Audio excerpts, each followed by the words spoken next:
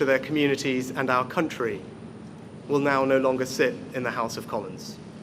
I thank them for their hard work and their service.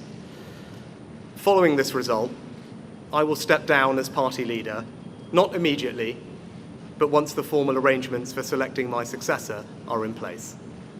It is important that after 14 years in government, the Conservative Party rebuilds, but also that it takes up its crucial role in opposition professionally and effectively.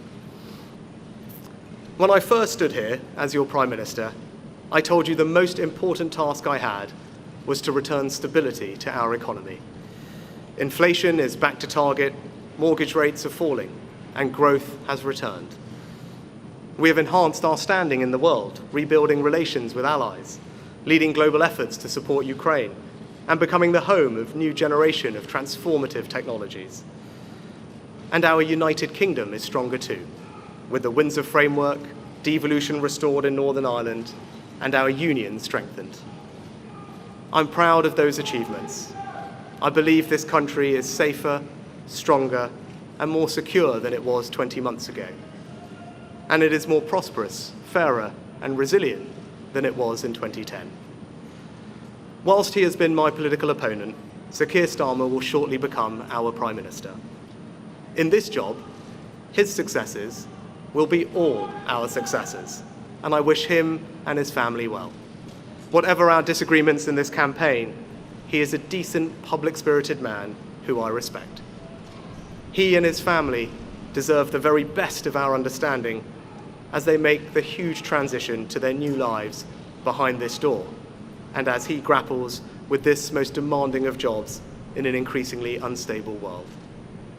I'd like to thank my colleagues, my cabinet, the civil service, especially here in Downing Street, the team at Chequers, my staff, CCHQ, but most of all, I'd like to express my gratitude to my wife Akshata and our beautiful daughters. I can never thank them enough for the sacrifices they have made so that I might serve our country. One of the most remarkable things about Britain is just how unremarkable it is that 2 generations after my grandparents came here with little, I could become Prime Minister, and that I could watch my 2 young daughters light Diwali candles on the steps in Downing Street.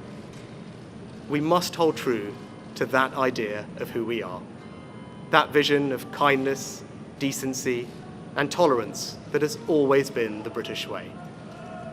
This is a difficult day, at the end of a number of difficult days. But I leave this job honoured to have been your Prime Minister. This is the best country in the world, and it is thanks entirely to you, the British people, the true source of all our achievements, our strengths, and our greatness. Thank you.